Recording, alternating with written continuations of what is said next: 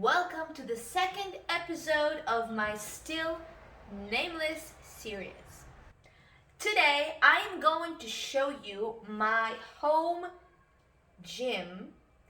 I'm going to tell you about the equipment that I have, how I got it, what I started with when I first started to working out at home, and what I do in order to make my home workouts as challenging as possible and really hit those muscles.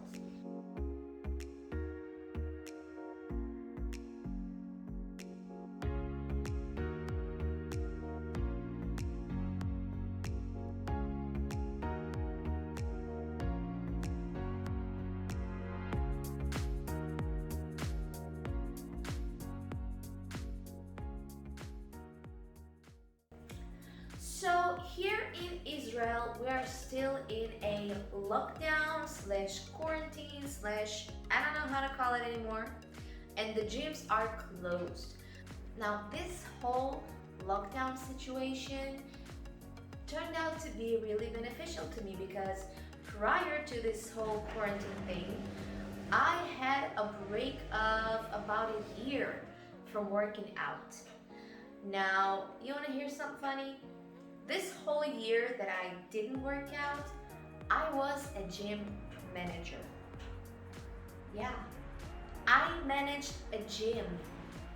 I mean, I spent my days at the gym and I didn't work out. So, yeah, I don't know why it happened. I think it was my mental state. I really I was at this point that I just couldn't bring myself to work out. Now, it's not an excuse, it's not a good one, but it happened and I didn't work out for a year. So, yep, what's done is done. Today we are in a different place and I'm going to show you now what I started off with when I got back into training. Okay guys, so when I got back to working out, this is the equipment I had at home.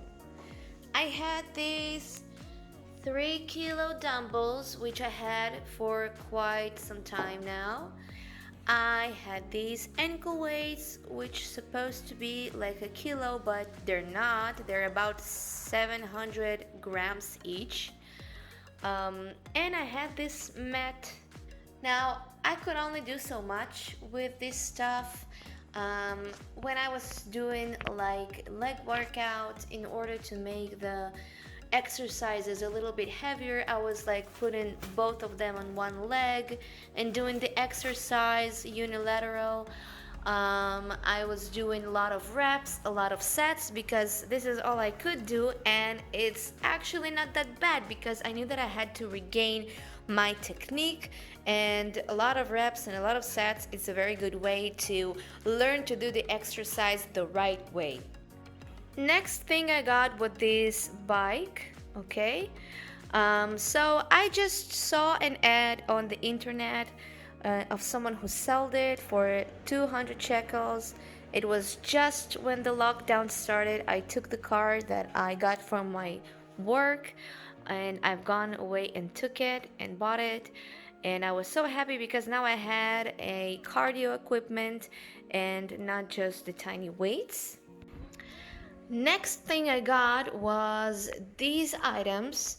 My friend, which had a studio, was selling some of the equipment, so I got this weight bag, which was 15 kilos, and it became the heaviest equipment I have at home.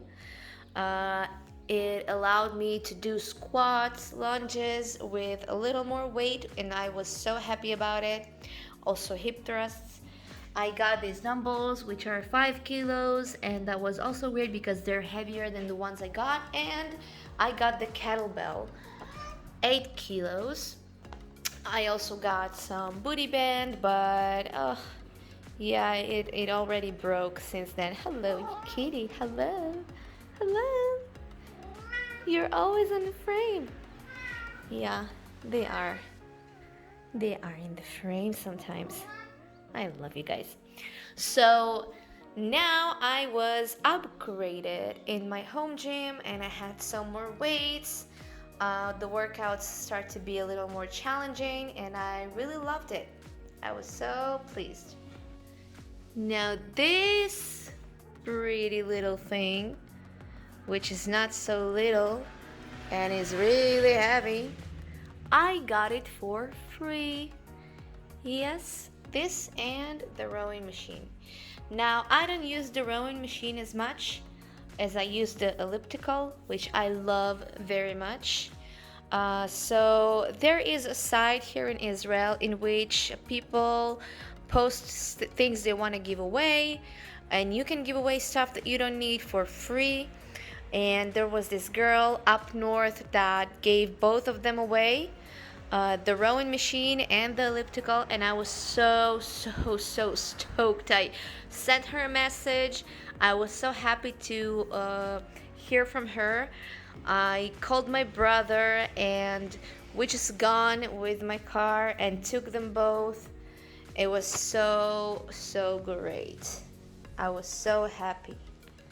Now I also got the step and the fit ball for free from the same site, and as you see, my equipment started to be a little more impressive. These things, which I don't know how to call them and I'm not even sure were made for fitness purposes, my friend gave me those for free as well. That is so great. I posted on my Instagram. Stop. Oh my god. I don't know what I'm gonna do about them. Bikini. I'm trying to film an episode in here. Yeah. Anyways, I posted on my Instagram that I'm looking for equipment if someone wants to give away something they're not using, and my friend gave me those, and these are 9.5 kilos each. So it also upgraded my workouts because they became like the heaviest thing I have at home, except for the sandbag. But when you count like them together, they're heavier than the sandbag. It's 19 kilos together. So yeah. When I got the opportunity, I purchased the barbell. It's a short one. The barbell is 7.5 kilos. I purchased some plates.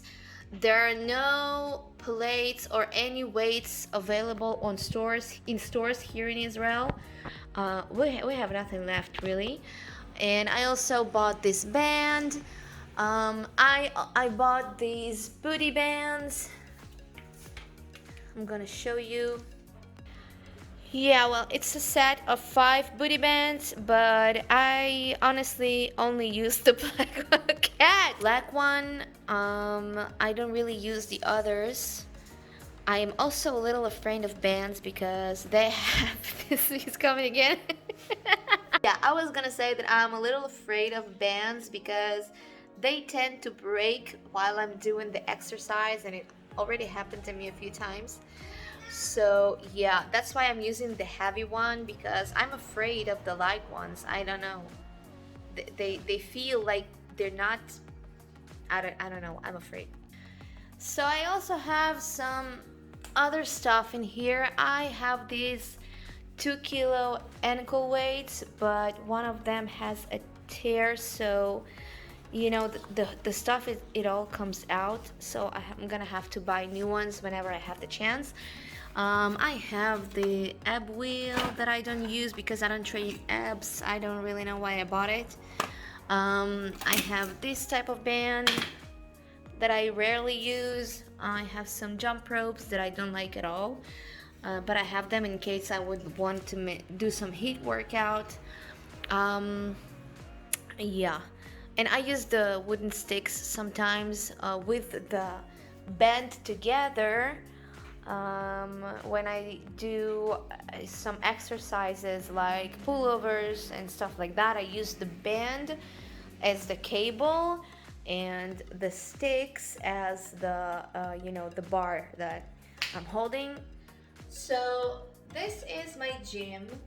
It's not equipped with very heavy weights, unfortunately, but there are a few things that I am doing in order to make my workouts a little more challenging, such as supersets, trisets, tempo work, static work, pulses, pauses, unilateral work.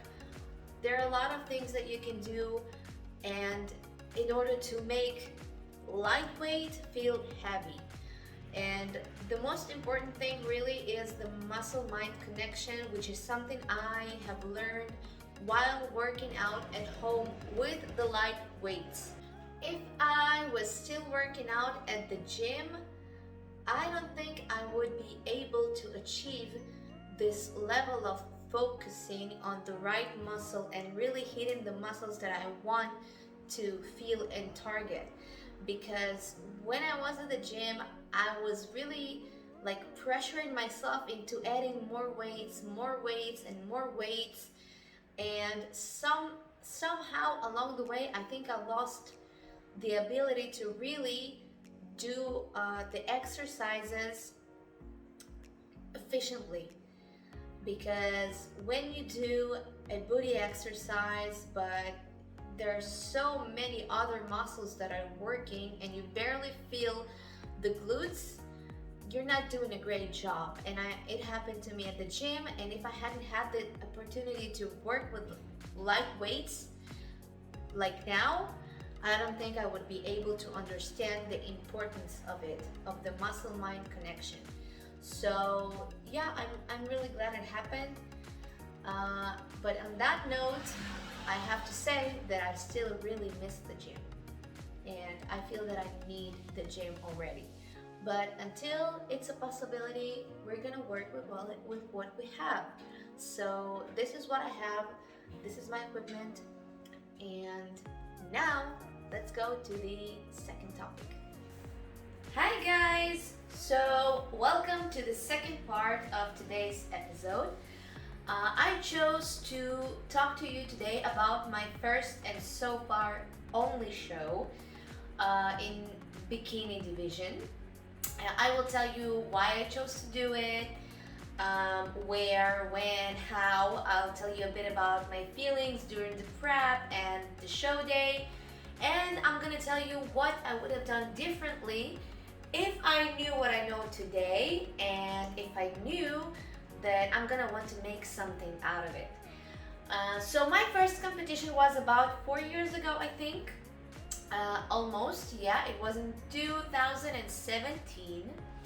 It was a year after I started training in the gym.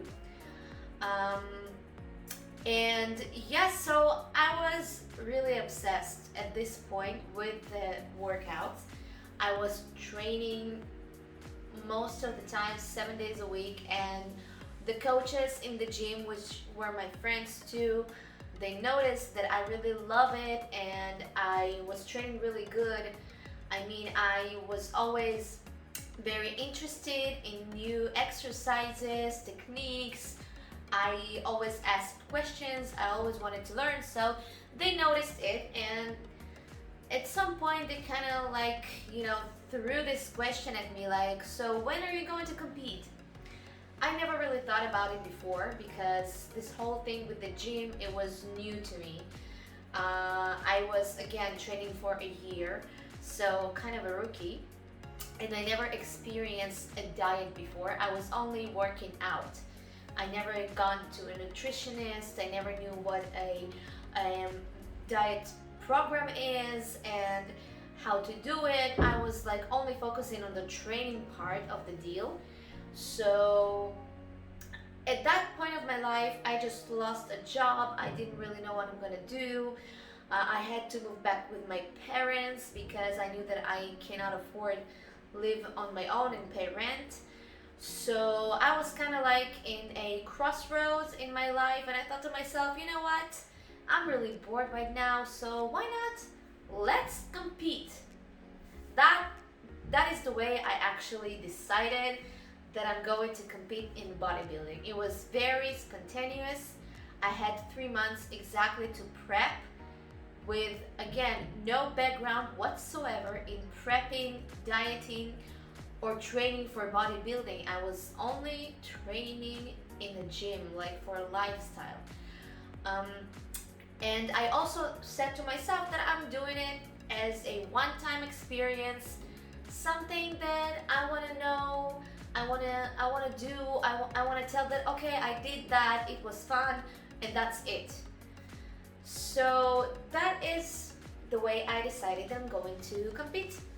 I competed in an organization that called um, NABA, and it's one of the federations we have here in Israel.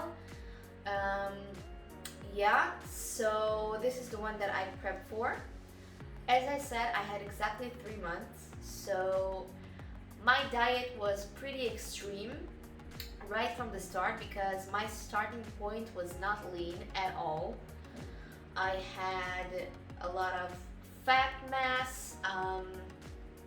I mean, a lot for a competitor in the bodybuilding. Yeah, I wasn't fat, but I wasn't lean enough to really start a prep. So everything was really like strict from the beginning. Um, I was working out a lot. At some point, I had to do about 3 workouts a day, which means 2 cardios and 1 weight workout.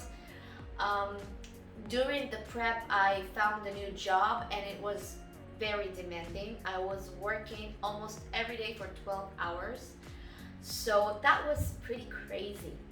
I mean, the people who prepped me, by the way, were the coaches at the gym that talked to me about the competition. One of them did the nutrition program, the other one the training programs.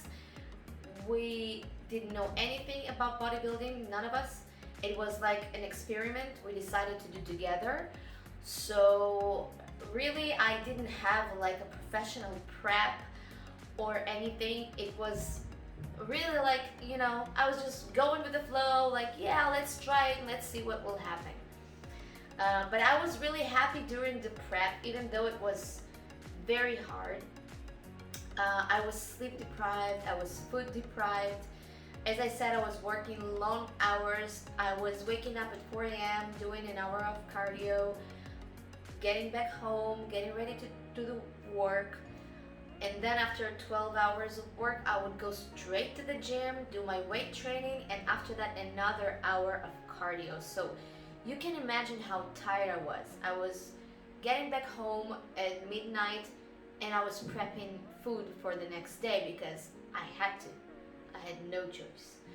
Yeah, so that was tough, but I was so motivated and so driven that I didn't feel anything except for this great desire to succeed, to do something I'd never done before. And I was pretty happy with the results because my body was never lean like this before. I experienced something new with my physique, something that I didn't know I could have. So this whole experience was very exciting for me. And even though now, looking back at it, I know it wasn't very good, I don't think it differs a lot from experiences of other competitors. So I mean, many of us at our starting point, we did all of these mistakes. We did very strict dieting. We prepped for about 12 weeks, so we knew we have to cut, and do a lot of training. So I'm not the only one who experienced it, so it's okay. I mean, I know that what I did, I had to do it because most of us do mistakes at first competition. Not all of us have the luxury of professional coach who can tell us that we can compete not in 12 weeks, but I mean maybe in half a year or a year, because we have to do it right and in healthy way. But anyway, at that point I was so happy and so glad and so proud of myself, because I really did discover a lot and I learned a lot about my body during the prep, and I am very thankful for this experience. So yeah, that's about my prep. Now the competition day was amazing. I I had so much fun. I just wanted to look the way I looked on the stage every day for the rest of my life. I mean, with the bikini, with the tan, with the shoes, with the makeup. I just wanted to go like that everywhere. To the movies, to the restaurant. I mean, I just wanted to stay that way. I felt amazing. I didn't place in that show at all. I didn't get any placing, but it did not matter to me at that time because I had just so much fun enjoying being there. I mean, after weeks of hard work, I finally stepped on stage. I was very pleased with myself because I don't have any stage fright or something like that. I'm kind of used to stage because when I was a little, I did a little stage time in a few areas of my life, singing, dancing, acting. So I really enjoyed it. I felt relaxed. Sure, my posing was poo, and my shape was not at all, from my point of view, a bikini shape because really I was so unexperienced. I never did something to build the shape for bikini, but I look pretty good. And but it didn't matter because the moment I was there, I could only think about how much I love it. I love the vibes. I love the music. I loved everything. Um, yeah, so really I had so much fun. I mean, just before I stepped on the stage, my coach gave me that piece of chocolate that, and I didn't have chocolate for 3 months, and it was, I can't even describe the taste of it. I mean, it's something undescribable because when you don't eat something for a long time, a long period of time, and then you have it, something you knew that you can't but you love, it just tastes differently. I cannot describe it. It was amazing. Um, yeah, and then afterwards I went with my friends to eat a hamburger, and it was so great. And of course, after the competition, I gained a lot of weight. Mostly, of course, water in the first weeks after the competition because I couldn't stop myself from eating every single thing that was on my way.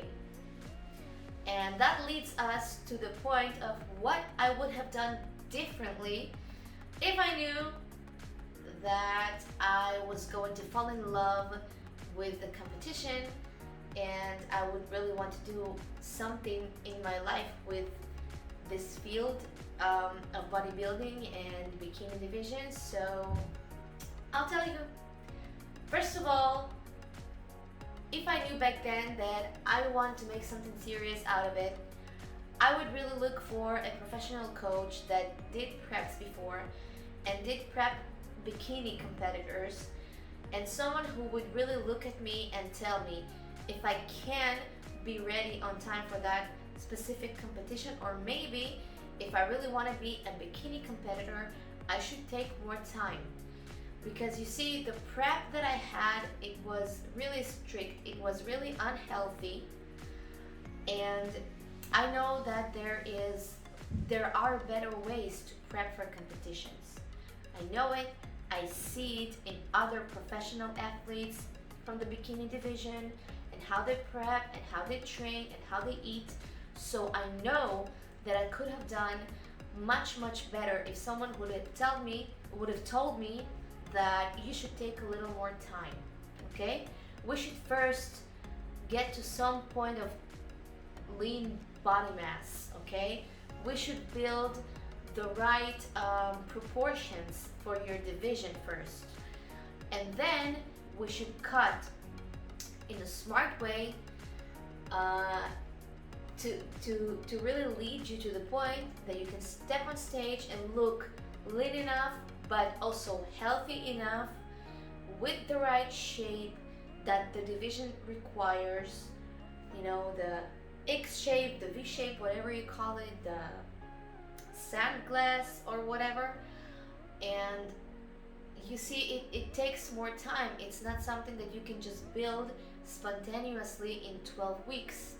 So this is the first thing that I would have done differently. I would really look for someone who could tell me that and really take me through that process and make it right. Um, the other thing I would have done differently is, of course, reverse dieting, or however you want to call it. I mean, I just lost myself for a few weeks after the competition, which is also something that a lot of competitors at the beginning feel and experience, but it doesn't mean that it has to be that way.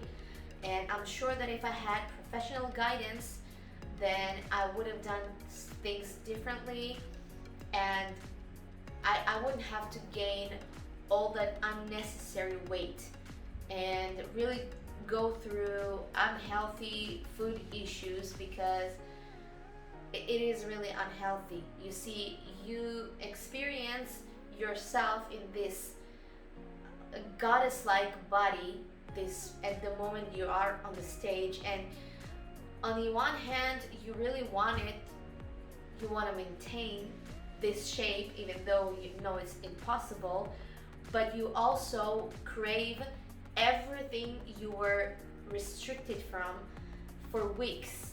So you eat everything you can, you see yourself gaining more and more weight, you're not lean anymore, you don't have any vascularity, no striations, you don't see your glutes anymore, you don't see your abs anymore, and it kind of messes up your brain. It's really unhealthy, and I know that I could have been more prepared for that and have really someone who can guide me through this time in a better way to go through this without gaining again unnecessary weight and mess up my image, my mind, my thoughts. So yeah, that is something I really regret, but again, something that I'm really grateful that I learned, because now that I experienced it, maybe next time I'll be better at reversing with the food after the competition. I really hope so. What else would I have done differently? I would have worked on my posing more, and I would also research more. I didn't do any research. I didn't know anything about bodybuilding. I had maybe 2 sessions of posing class with one of the competitors that we have here, someone I also knew from the gym, and she showed me the poses, and I kind of, I learned quick, but to be really, to make your posing really perfect, you have to work on it a lot.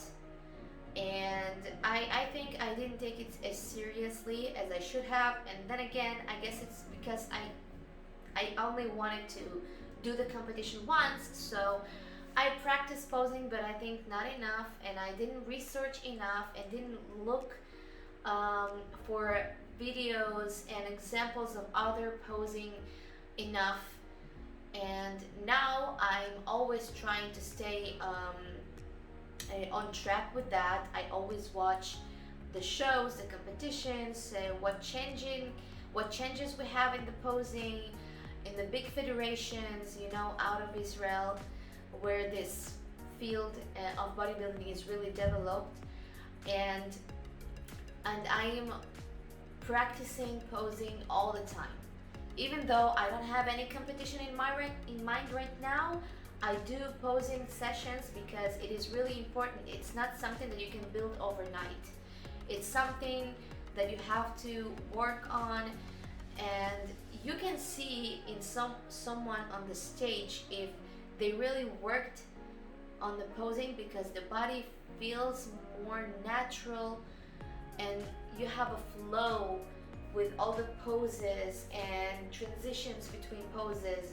It's not something that you can learn in one night or even in one week. It's something you have to work on constantly, even off season. So this is something I would really change if I would know um, that this is something that I'm gonna wanna do. I would have done I would have done something different with my hair because I decided to wear my hair high, like in this ponytail, which is, it's pretty, but it's not for a competition. Next time I'm going to compete, I'm going to, just let my hair down and do something about it, but I'm not going to wear any ponytails. And I also think that my makeup was not good enough for stage because it was pretty. I mean, I did nude lips and it's not good for stage. You really have to put a little more color. And the eyes too, I had like these smoky eyes, but I don't think it was enough for the stage. Again, I think I looked a little sick because, nude lips, it's very pretty, like for evening gown or something like that. If you have, I don't know, if you're going out or you have something, some kind of a gala or something, but it's not good for stage. The stage really requires a little more color, so I would have done that differently. And what else? Well, and of course I would have bought shoes that I really love, and the bikini. I had to borrow the bikini and the shoes from the girl who did my posing classes. She gave me the bikini and the shoes for the competition. Again, I didn't care that much about it because one-time experience, but now that I know I want to do it, next time I'm gonna have a competition, I really know what kind of shoes I want. I know what company I want to buy my bikini from, and I will definitely think about the color that I want to wear. So I already have all these things in my mind and all these dreams of how I want it to be next time. So I know that when and where, if and when I will be ready for my next competition, I know what exactly I want, and I'm going to pull this off exactly the way I imagine it. So yeah, this is what I have to tell you about my competition so far.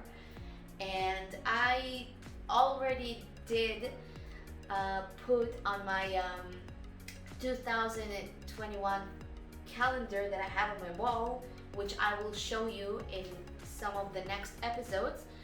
I put at the end of the year, at the end of December 2021, I have one goal, and it says to have a show in mind. So I really hope that by the end of this year, I will have the means to decide when I want to compete and really start prep. At some point, I want to have that goal in my mind, but I know that I'm gonna have to wait a little. It's not gonna happen now, again, because of all the finance problems and other problems. So I hope that by the end of the year, my situation will be a little more clear and I could really decide on a date and start a proper prep with someone professional and really make it the way I want it, with my bikini, with my shoes, with the best posing, the best shape ever. I really hope it's going to be something that I'm gonna achieve this year. So that's it for today, and thank you if you are here and you are watching and listening. I really appreciate it. I really hope you hit like and subscribe, because I am going to do a lot more of that.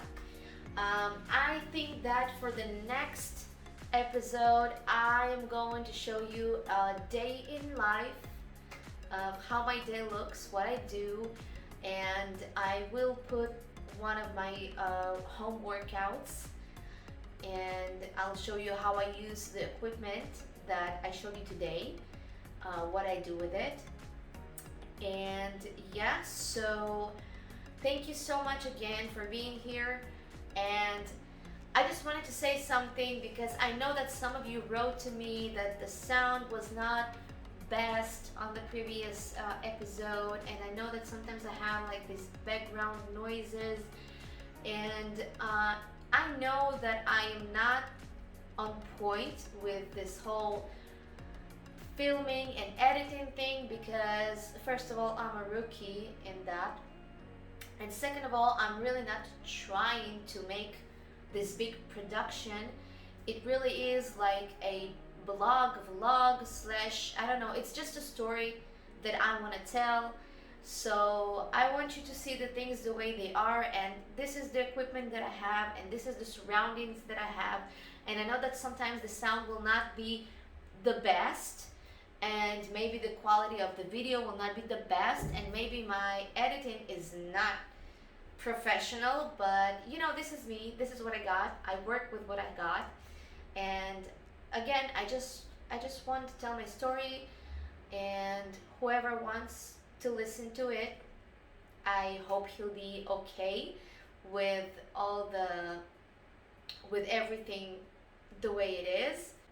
And who knows, maybe someday someone will see my videos and they have like this, I don't know, some kind of company, and they will contact me and tell me, hey Anna, we want to be your sponsors and we will sponsor your journey to Olympia, and then will have a crew and that will do the filming and the editing for me. But till then, you're gonna have to be patient and bear with me, please. Yeah, so that's it. See you in the next episode, which I really hope I will not be late with again. So yeah, thank you, subscribe, share, and see ya.